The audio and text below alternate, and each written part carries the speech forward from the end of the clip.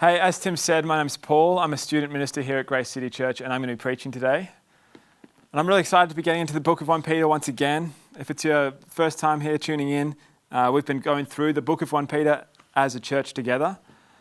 I would love if you would keep your Bibles open throughout this as we're going to be kind of working slowly through that passage that we read. One of the themes I've loved so far in the book has been this idea of foreigners and exiles, that our home is not here. The idea that we're just traveling through here. I think that's a beautiful and a powerful image. But at this point in time, it's also one that just sparks just the tiniest bit of PTSD for me. My wife and I were supposed to go on a holiday around Easter time this year. We'd planned to return back to one of our favourite places down in Jervis Bay. We had just 5 days off before we got back to the daily grind. We knew that we'd be coming back to essays to mark for her and essays to write for me. And we knew that this might be the last 5 days we might get off before September when our baby's due. And so, we knew what we were coming back to. We knew we needed time off to rest and be refreshed. And so we were really excited about those 5 days. But of course, all of our grand plans were cancelled. And we decided instead that we would try to do a holiday at home. We thought we'll just do all the same things we would have done. We still went for walks, but instead of long hikes around kind of jagged cliffs and beautiful blue ocean and seals and whales and penguins, we walked up and down the same kind of brown and slightly smelly Cooks River that we've done every week, past the kind of trolleys half submerged and floating bottles. It wasn't quite the same as what we'd hoped. And then when we came home, there was still that same pile of marking and essays to write, and we thought we'll just get started on it, just take a bit of pressure off the week to come. And suddenly we lost sight of how precious those 5 days were supposed to be. And at the end of all of it, we realized that we had neither worked nor rested, and we got stuck somewhere in the middle, in a limbo in the middle. Because to do a holiday well, you need a clear sight not just of where you are, but of what you're coming back to. Because it's that second part that gives purpose to the first. And this is where we connect it to 1 Peter.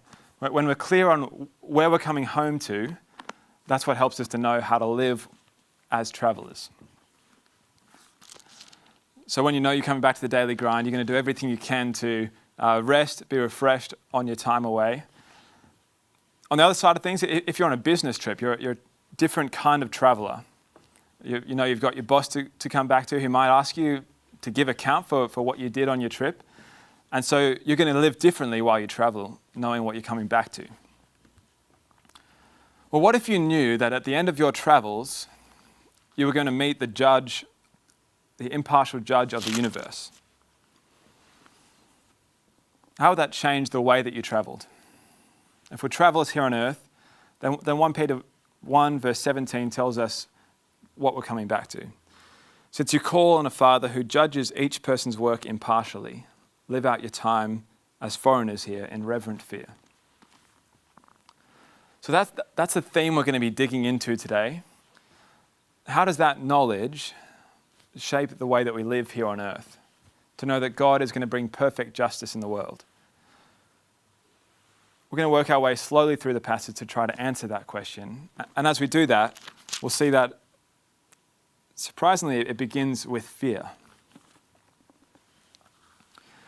We read, since you call on a Father who judges each person's work impartially, live out your time as foreigners here in reverent fear. Now, I have to admit that my first response was just to feel just a little bit uncomfortable at that. The idea of people living their lives in fear of the moment when they're going to come home and meet their Father. Something that doesn't quite seem right about that. But as I've reflected on it this week, I think the reason why my knee-jerk reaction was that way was because I've got a very narrow picture of what fear looks like. I tend to think of fear as an exclusively negative thing. But there is such a thing as healthy fear. good fear moves us in the right direction. When a tiger jumps out at you, I hope that fear makes you run in the other direction. I took my nephew to the zoo a little while back, and even as we watched the tiger behind the cage, I was surprised to feel a chill run down my spine, not because I was afraid that he could hurt my nephew, but because I knew that he had the power to, because I could see what he was capable of. I knew that I had nothing to fear, but fear was still a good response because it shaped the way that I understood the situation. It taught me to be very thankful for double glazed glass windows. There was a real life tiger crouching 2 meters away from my nephew, and so suddenly it was very important to me that there was a thick piece of glass between the two of us. And so fear, which we normally think of as a very negative emotion, actually produced lots of good. It helped me to understand the situation. It showed me what I need to be thankful for, and it taught me what was important. So as we come back to this fear of God, what is it about God exactly that makes us live in reverent fear? Well, it's that, as we read, it's that we call on a Father who judges each person's work impartially. God is a God of perfect, impartial justice. He won't be influenced by a person's race or their gender or their charisma, success or persuasiveness. He is an impartial judge. He will see each person perfectly for how they lived, and he will give justice according to how they lived. Now, there is a great comfort in that. For many in our world, that they're crying out for a justice like that. But there is also a healthy fear, if you know yourself at all, knowing that I will stand before my Creator with every moment exposed, every motive laid bare before the impartial judge of the universe. If that doesn't produce fear, I've got some serious self-confidence issues. I'm not seeing myself clearly. Because fear is the natural response to knowing that I will stand before the judge. And that's a healthy thing, because fear shows us that we understand the situation, and it helps us to know how to act and what to value in that time. So just before we move on, I want to ask, do you live in reverent fear? I know that if I were to stand before a judge with every moment and motive on display, I'd be terrified, and I suspect my life would look very different now. But the truth is that I just don't think about it that much. We tend to skim past these bits and on to grace, but we're told, instructed in the Bible, to live our lives in reverent fear. I want to let that sit with you, to simmer. But of course we do need to nuance that as well, because though we're told to live in fear, if your trust is in Christ, then you have nothing to fear. So what does it look like to live in fear even though we have nothing to fear? Well, as we keep reading, we're up to our second point now. We've seen that because of who God is, we stand before him with fear. And as we keep reading, we see that because of what he's done, we stand before him with confidence. We're up to verse 18 now. Would you read with me? For you know that it was not with perishable things such as silver and gold that you were redeemed from the empty way of life handed down to you from your ancestors, but with the precious blood of Christ, a lamb without blemish or defect. So we're thinking now about what would give us confidence to stand before the judge. And if we take those verses one at a time, we see that there are two kinds of appeals you might make to a judge. The first is to appeal to perishable things like silver and gold. We see that in verse 18. We can think about it this way. If your life was a bucket, what would you fill it with to take before the judge?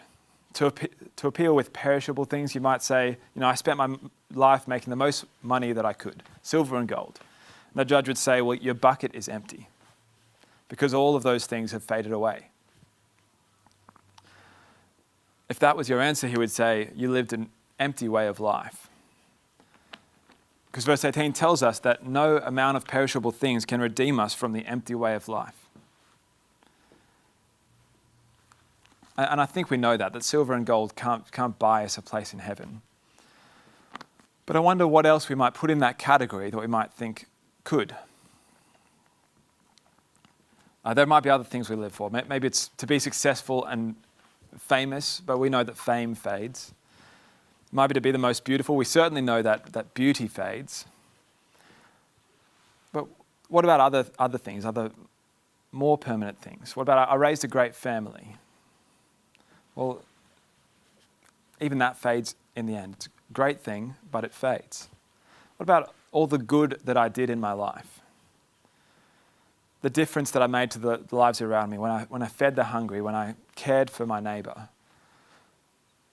Those are great things, but actually even they fade too. In fact, Peter says that there is only one other option, one other appeal that we could make. It's in verse 19. It's not with perishable things, but with the precious blood of Christ. Peter's saying that's the one thing that's going to redeem us. He's saying that it's life under that banner. It's only life under that banner that is anything but an empty bucket in the end. And so how can that be? What is so significant about the blood of Christ? Well, the passage draws our attention to two different things that the blood of Christ achieves. The first is that it pays the price. That's the language of the lamb without blemish or defect towards the end there. Now that's obviously metaphorical language. And if you read Exodus 12 in the Old Testament, you'll see that that was exactly the price that was paid by the Israelites at Passover. It was a token price to show their allegiance to God. But if the blood of the lamb without blemish was put up, they were saved. God passed over them and they escaped unharmed. So can you see how that would change the way that we live here? If we're living in fear, but knowing that Jesus' death was that kind of death, that he was the price paid for our redemption, then we can live in fear as well as confidence in the same moment. Because if our lives are under the banner of Christ, God won't look at it and say it's empty or wasted, but he'll see everything that Christ achieved for us. When I saw the tiger at the zoo with my nephew, I was afraid because of its raw power, but I was confident because there was glass in between me and him, between him and my nephew. And so I knew that I had nothing to fear. The difference when it comes to God is that it's not glass that protects us, but it's in who he is. We know that he will not judge those who are under the banner of Christ. In one of my favourite childhood books, The Chronicles of Narnia, Lucy describes why she can feel confident approaching the lion Aslan. And she says, of course he's not safe, but he is good. She's saying it's not because he couldn't harm me, it's because I know that he won't.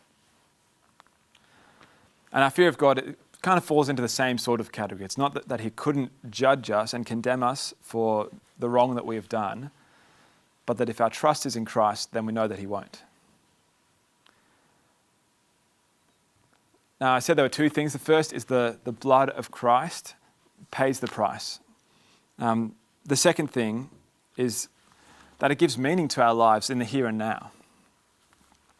With the precious blood of Christ as our appeal, I wonder if you notice what it is we're redeemed from in this verse, in verse 18. We're redeemed not from sin, not from slavery, but we're redeemed from the empty way of life handed down to you from your ancestors. With the precious blood of Christ as our appeal, it says we're redeemed from the empty way of life. We're freed into meaning and purpose because the things we do now make a difference into eternity. Not just now, not just 100 or 500 years, but into eternity. And so that's the second thing that the precious blood of Christ achieves for us. It gives our lives eternal significance. Jesus said a similar thing when he said, Do not store up for yourselves treasures on earth where moths and vermin destroy and where thieves break in and steal, but store up for yourselves treasures in heaven. Living life under Jesus gives eternal significance to what we do here and now. And so, if your life was a bucket, what are you going to fill it with? Can I urge you not to spend your life filling your bucket with holes? Instead, live in light of eternity. Fill your life with things that are going to have significance into eternity.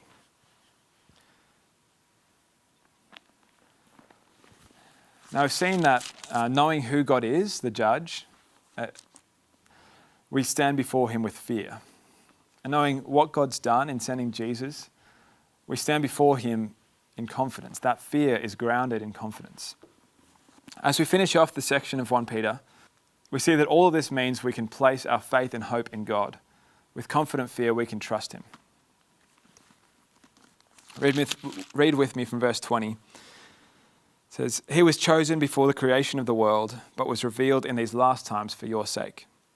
Through him you believe in God, who raised him from the dead and glorified him, and so your faith and hope are in God."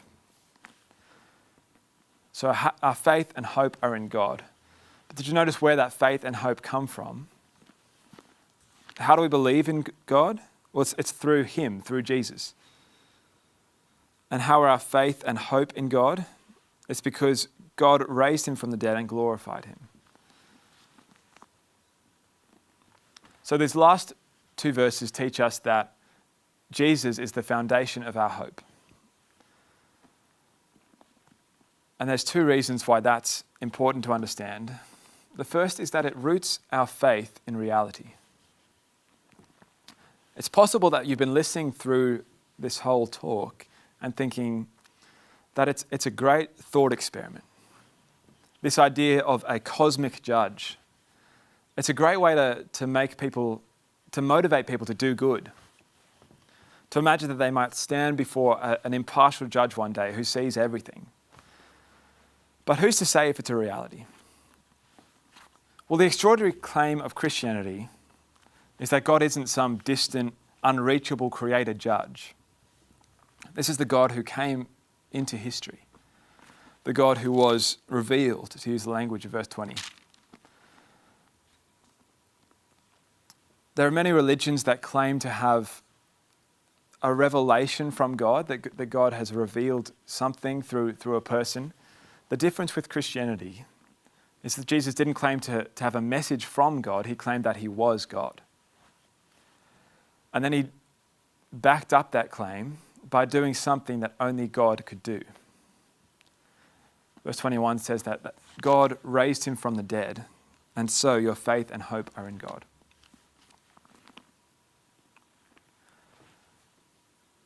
And that's significant because that's a historical event. You can test a claim like that. You know, at the time that this was written, if you received this letter when it was first written, you could go and ask someone. You could go and find one of the many eyewitnesses. Or you could go and visit Jesus' tomb and see for yourself. And even today, there are many things that we can do to investigate a historical claim. And so the fact that our hope is in God through Jesus, it roots our faith in history. If you've never looked into that before, the Explore course that you heard about before is a great way to do that. One of the things you'll do in that course is look into the historical claims of the Bible. And you can do that in a room full of other people who are thinking through similar things and weigh up the evidence for yourself.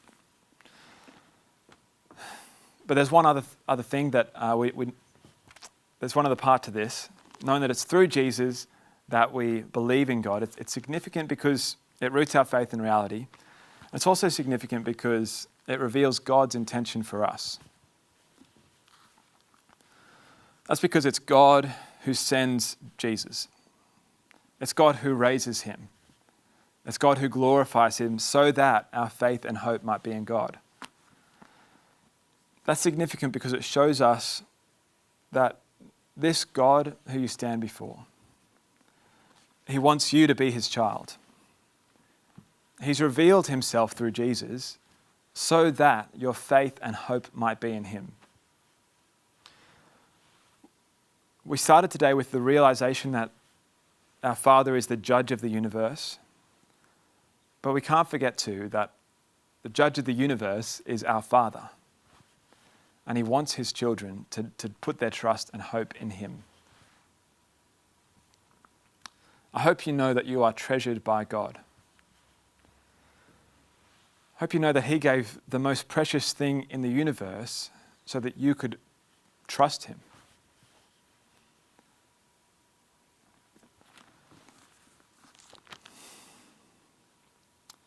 Because it's through Jesus that you believe in God, who raised him from the dead and glorified him, and so your faith and hope are in God.